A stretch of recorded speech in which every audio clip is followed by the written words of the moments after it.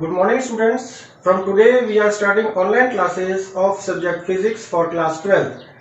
As we all know, our schools are closed until such time that the school reopens we will be studying online. I will be sending you short videos through WhatsApp, and whatever queries you have got, you can send it to me through WhatsApp. You can write it on a piece of paper. You can take a snapshot of that and send it to me by WhatsApp, and I will be solving those questions and sending you back the answers. Okay. So today I am starting with the first chapter, which is electric charges and fields. And for that I am taking help of NCERT book and modern publishers. As we all know, NCERT is giving information in a very compressed manner. If we want to understand any concept in a more elaborate manner, we have to take the help of an additional book. So the first chapter is electric charges and fields, which is basically electrostatics. Electrostatics is static electricity, charges which are static, which are not moving. After that we will be studying the properties of charges, how they get modified when the charges are moving, when they are in motion. So that's a separate chapter, that is different chapter, but right now we are studying electrostatics and charges. As we all know how charges are developed in a body. When we rub two bodies together, then charges are transferred from one body to another through conduction. But this year we will be studying that charges are induced also. That means charges are produced in bodies without bringing them in contact with each other, without touching those objects with any other object.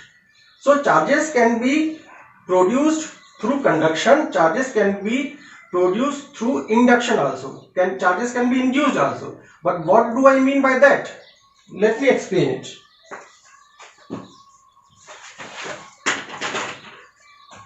Suppose I have got a body with all the negative charges, and here I have got an object which is neutral, but I want to develop some charge, either positive or negative, inside this body without touching this object.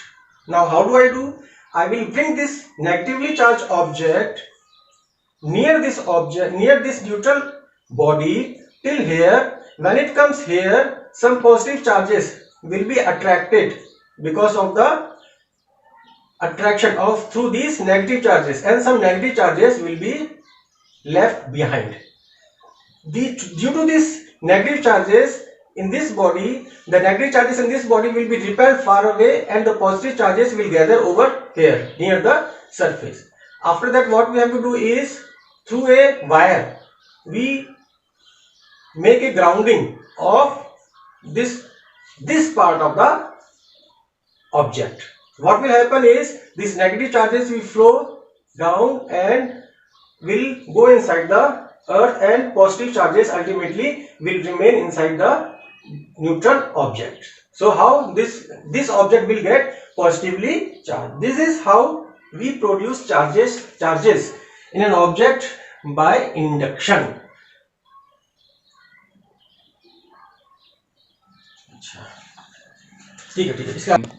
Similarly, we can produce negative charges inside a body. Okay. So the first concept we are having in this topic, in this chapter, is quantization of charges. But what do we mean by quantization of charges? For that we have to understand that the least charge which an object can possess is equivalent to the charge of an electron, which is 1.6 into 10 power minus 19 coulomb. This is the basic charge which an object can have, the least charge which an object can have. And if it is having charges more than this much value, it will be in multiples of it, right? For example, if an object is having 5 coulomb of charge, then this 5 coulomb will be in multiples, will be some multiple of 1.6 into 10 power minus 19 coulomb. 1.6 into 10 power minus 19 coulomb is the amount of charge which is possessed by an electron and possessed by a proton also. Okay, so the first formula, remember, that we have in this chapter is Q is equal to plus or minus NE. Q is the total charge which the object is having. N is an integer, a positive number, and E is charge of one electron, that is 1.6 into 10 power minus 19 coulomb, right? So if we are having an object which is having a charge of 5 coulomb and we want to know how many electrons it is having, or rather it will not be having electrons because it is positively charged, so we can say that this object is deficient of electrons. But how much deficiency is there? If we want to calculate the value of N, then how do we calculate this? Through this formula. Just see, Q is 5 coulomb and E is 1.6 into 10 power minus 19 coulomb. So N will be Q upon E, that will be 5 coulomb upon 1.6 into 10 power minus 19 coulomb, and if we divide, what result we get, that result is, I am leaving it to you, you calculate how much it is. That number of electrons, it's not that those number of electrons are present inside this body, the object is deficient in that many electrons, and we cannot say that that many protons are there. Protons do not create charges in any object. The charges are created by only electrons. Either it is going to be, object is going to be deficient in electrons, or it is going to be having more number of electrons. If it is negatively charged, then it will be having more number of electrons. If it is having positive charge, that means that many electrons are absent from the object. We cannot say that if an object is positively charged, it is because due to protons. No. Understand it very clearly that charges are not created by protons. Protons are bound inside the nucleus, they do not come out of the nucleus. Whatever charges are developed is developed through electrons, transfer of electrons only from one object to another. Protons have got nothing to do with the development of charges inside the body. They are bound inside the nucleus, they cannot come out of the nucleus. Right. The second concept that we are having is Coulomb's law.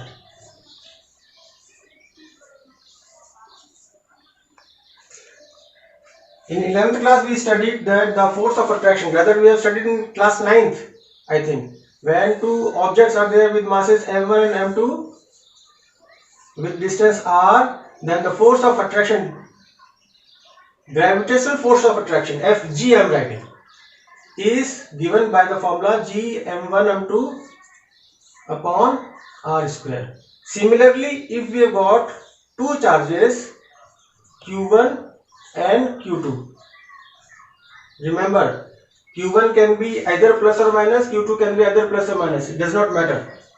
But if they are both of similar charges, if both are positive, then there will be repulsion between them. Repulsive for both are negative, then also repulsive. If both are of opposite charges, then there will be attraction.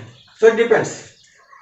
So the force with the distance r, the force, electrostatic force of attraction, this is gravitational force of attraction due to mass. This is electrostatic force of attraction due to charges between the two objects which are separated by distance r, is given by 1 upon 4 pi epsilon naught q1 q2 upon r square. Now many books have given this value, this constant, as k, but this k stands for 1 upon 4 pi epsilon naught. I would say that this formula is incomplete because there is something where we have left. The complete formula is epsilon naught r. This makes the formula complete. Generally we take epsilon naught R as 1 for air. So we ignore that because most of the charges we study are in air. But if the charges are placed in some kind of medium, some kind of medium other than air, then that medium will be having some kind of epsilon r की उसकी कोई value होगी that we have to put here and then do the calculations. But for that we have to understand what is this epsilon naught and what is this epsilon naught r. So understand that epsilon naught is permittivity of empty space and epsilon naught r is relative permittivity of the medium. Relative permittivity of the medium. If it is air or vacuum, then epsilon r is 1. But what actually is this permittivity, that we have to understand. और इसका एक question भी आता है हमारे board के exam में अधिकतर आ जाता है कि what do you understand by permittivity, what do you understand by absolute permittivity, what do you understand by relative permittivity. So that we have to understand. So let's understand this concept.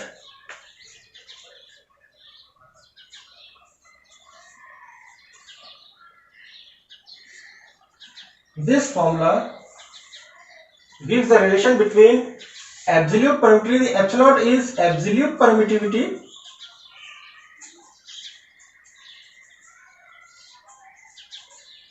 and epsilon naught is, again I have told you, permittivity of empty space, and epsilon naught r again I have given is relative permittivity of the medium. But what actually we understand by this permittivity? The question comes on this point. What do you understand by permittivity? So we have got three definitions of permittivity, which I am going to write over here. So there are three definitions of permittivity. The first is, permittivity is that property of a medium which affects the force of attraction or repulsion between two charges.